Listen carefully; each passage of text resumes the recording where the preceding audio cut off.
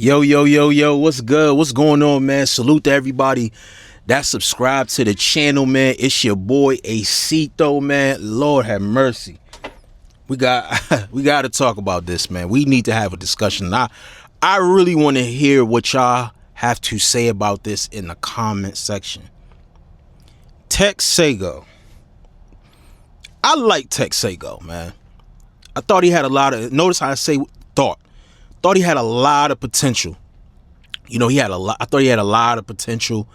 I love that he was very brand new to battle rap. Like, the man literally only had like 5 or 4 battles under his belt, and every battle when he was on the trenches, he was getting better and better and better. I was very, very impressed with him, man. And then also him having the believability factor, you know, coming from Philly, you know, street guy, jail guy, you know, he talked that talk, got a really great flow, great cadence. You know what I'm saying? Like, I saw a lot of potential in the dude. And I'm sure a lot of people, as far as like Eazy, Remy, and other people, you know, on the trenches, like, he was, after that tournament, he was set to be like, okay, we got to pay attention to Tex. And the crazy shit is, Tex was probably the only battler out of the new trenches artists, besides, I would say, J Moore at the time, that was actually like vocal, very vocal, and was promoting itself. You know, it was really like figuring it out loud, but he was standing out. You know, he was standing out amongst his peers in his class. And I was like, yo, he going, like, if he keeps this shit up, he's going to be a problem. He's going to be a problem. And I like the way Eazy was pacing him. You know what I'm saying? Was pacing him. Now, we all saw the whole fallout between him and Eazy. No need for me to rehash it. You can just damn near put Eazy The Block Captain, Tex Saygo, and you can really just get all the spaces and shit. I still don't like the way Eazy conducted that situation. I just felt, as a leader, as a league owner, you publicly having, you know, business discussions and, you know, belittling the nigga, like crashing out on the nigga, like on social media, was just, it was just crazy. It looked bad. No matter if you were right in the situation or he was wrong, it was bad. It looked bad. It looked bad for the brand. It looked bad for you. It made you look, even though you probably were 85% right in the situation, it made you look bad because you're the leader. You know what I'm saying? Y'all having these type of conversations behind the scenes, that's a whole different ordeal. But having it publicly, and you already, you know what I'm saying, public enemy number one, it just doesn't help the narrative or help you, you know, in the likeness of the people or the fans when we see things like this transpire. So I that was my take with him and Tex. Now, with Tex, I felt like Tex is hard-headed. Tex, you hard-headed as a motherfucker, man. You don't listen. You have a hard time listening. And I feel like you have a hard time accepting accountability in certain situations. You know what I'm saying? And I also think you let the notoriety get to your head. You know, you were buzzing, even though you weren't like arguably clearly winning your battles. You know what I'm saying? You losing battles, but they weren't bad losses. Like, they were really great, you know, performances. But like, I think you let the popularity get to your head. And then when that whole negotiations thing took place, and then you on the spaces telling Eazy to make another Hove, like, nigga, you're not Hove. You're not even Beanie Siegel, my nigga. You know what I'm saying? Respectfully. I say that with respect, bro. You're not Beanie Siegel. You're not Black Thought. Like, nigga, you're not. Who else? Like, who else? Give me some, like, in the comments. Give me some legends from Philly. Cause I want to say you're not Spado. You're not Freeway. You know what I'm saying? Like, you're not Young Chris. Come on, bro. Like, you're super new, my nigga. If anything, my nigga, you like a Sparks. Nah, I'm fucking with you. Nah, like, on some real shit. Like, bro, like, you telling him to make another Hove. Like, bro, like, you do realize the type of content that you make? There's a millions of niggas that make that type of content, that spit that type of content. Like, it's not, as overly saturated battle rap is, it's not hard to replace somebody like you, bro. Because as you can see, you're not on the trenches, and the trenches is still moving. And actually, some of the guys that played the background are actually in the limelight even more. So you kind of did them a favor. But my whole thing is with you, bro. You hard-headed, bro. You hard-headed, man. Even though, I'll say this, right? Salute to my guy Polo. Polo said on Twitter, he was like, "What is he like? What was Tex supposed to do? Stay and get talked like a kid?" My thing is this, right? We all have 9 to 5s. We all have 9 to 5s. All of us have some jobs that we fucking don't like. Some of us, we have jobs that we do like. Some days you want to go to work, some days we don't. You know what I'm saying? If it ever gets to a point where our job is a hostile, toxic environment, and we're like, man, I got to get the fuck out of here. Bro, you're not going to just violate your boss and get fired and have no plan B, no plan C to put food on your table. No, you're going to strategize. You're going to look for another job. You're going to, cross your T's and dot your I's. You know what I'm saying? You're going to make sure you exhaust all your sick time and your you're going to think logically. So if you wanted to get off trenches because you didn't like how Eazy was conducting business, play the shit cool, figure out an exit plan, do what you need to do. You know what I'm saying? Fall back. Don't fall back. And just make sure you 100% on the stage. And then when your contract is up, you be a free agent. There's so many different ways you could have played that, where you could have just left that situation, went ahead and did your thing, like how you went to URL, and could have still went back to Eazy and Chrome 23, and no bridges is burned.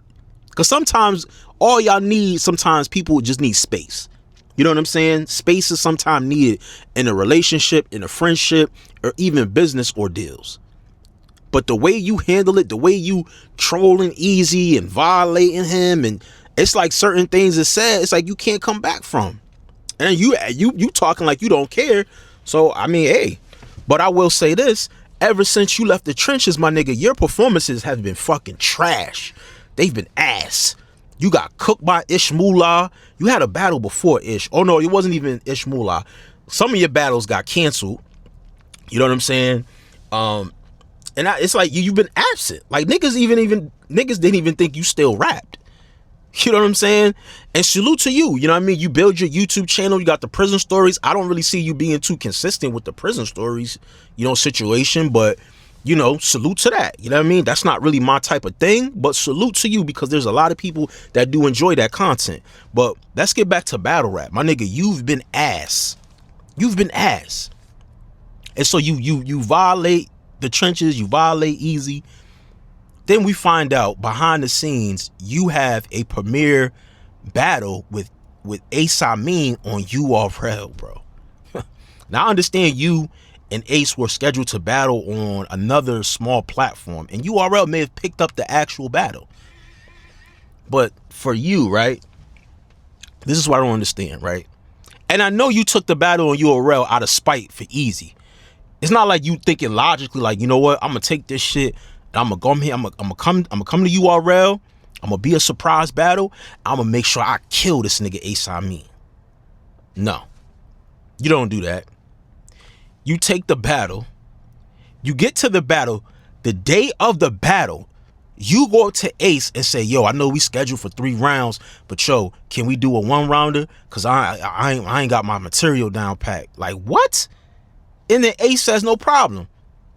URL pretty sure paid you, you know what I'm saying? Or you were paid for 3 rounds, so you didn't switch it to a 1-rounder. And then you choke in the 1-rounder. Multiple times. Bro, people in the building, they called me and they told me you choked multiple times in the building. It was disgusting. It was cringy. And then Ace violated and exposed you for not coming to the battle prepared and want to change it to a 1-rounder. That's bad, bro. And when that drops on the app, you're going to look fucking insane. Not only did you have your premiere battle on URL, you choke and stink up the fucking building, right? But then you don't even get a flyer. You don't get no promotion. It's nothing. You settled for a app drop, a secret fucking premiere, and then you choke in the battle. Do you think URL is gonna rock with you? No, I bet you your battle with Ace Amin, with you choking, is probably gonna get more promo than anything. Like, this is what I don't understand. You done, like, who's gonna book you, Tex? You gonna be what, on a chicken circuit doing like $250, $500 battles when you could have like stood down, did your research, you know what I'm saying? Tighten up your craft, lock in, do what you need to do, get out your contract, and then move accordingly. Don't burn no bridges. It's like, bro, that shit is crazy to me, man. I don't feel sorry for the nigga at all. I don't. And Muwap, you next. Muwap, the eyes on you, because I know there was a lot of talks about you being a surprise battle or you going to URL. Nigga, you gotta be immaculate, because you ain't, like, none of y'all niggas have had outstanding performances on the trenches besides King. You know what I'm saying? Like King, Jay Moore, Dre Majesty. There's a couple others that had really like outstanding, like great performances. Y'all, like Muwap, you and Tex, y'all niggas, like, especially you, Muwap, you've had wins, but they weren't clear. You have no bodies, and you talk real heavy. So I'm gonna be watching, nigga. I'm gonna be watching to see what you do, bro. I'm gonna be watching because eyes is gonna be on you. If you get over there and you choke, Tex damn near just killed his career. I don't think he has no career, to be honest with you. Like, he might as well just be a rapper and just be a blogger. You know what I'm saying? Because it's going to be very hard for him to get some type of momentum. He's basically going to be starting all the way from the bottom. The nigga had an opportunity to skip the fucking crucible, all of that bullshit. The initiations, he skipped all of that. And you are on a card with New Jersey Twerk. Even though Twerk didn't no show, but still.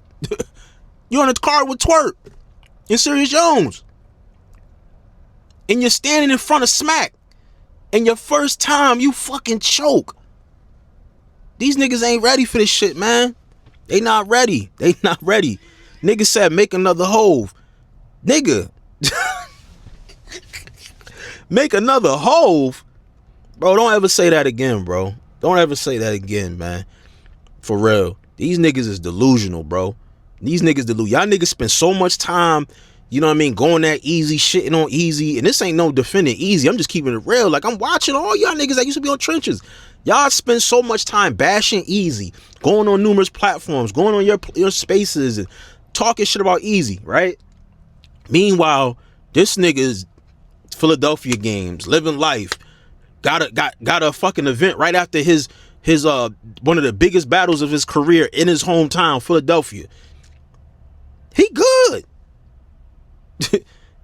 It'd be different if you actually cooking, Tex.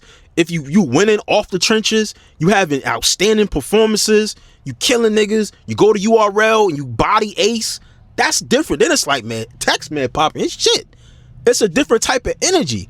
But when you talk all this shit and then you're barely winning battles, you're losing battles, and then you're having terrible performances, it's like, bro, man, we don't want to hear no more from you, bro. We don't want to hear no more from you. And I think it's just disgusting, bro. And a lot of people saying it's karma. I think it's just a reality check for these niggas, bro. It's just a reality check. Y'all niggas need to slow the fuck down. Y'all not as hot as y'all think y'all are. I get it. It's social media. You know what I mean? You're with Eazy. That's why you're getting the notoriety so fast, because you're with Eazy. Eazy is the person that we're paying to see. So if Eazy stamps you or put his arm around you or put you on a card that he's headline, nigga, we're only seeing the fucking battle because it's Eazy's on it. If Eazy's not on the card, we're not, like, bro, we're more than likely not going to purchase the shit unless it's something that we really, truly believe and we want to see.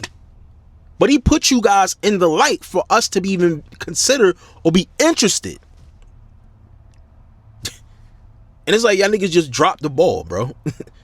It's crazy to me, man. I don't know, man, but I truly feel like that's it for Tex, bro. I feel like that's it, bro. Like, you've lost, I don't know how many battles back to back.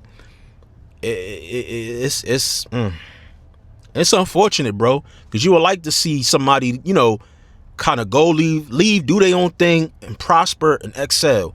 But sometimes these niggas just gotta fall flat on their face and start from scratch to really learn. I think that's what's gonna happen with Tex, man. But y'all let me know what y'all think, man, in the comment section, man, about that, bro. It's your man Acito. I'm out of here. Peace. What up, though? It's Calico, Landslide, fucking with Dedication TV. Subscribe to the network, man. Keep on pumping that good shit out. Keep on putting that good energy out in the world. Dedication TV, we dedicated, baby.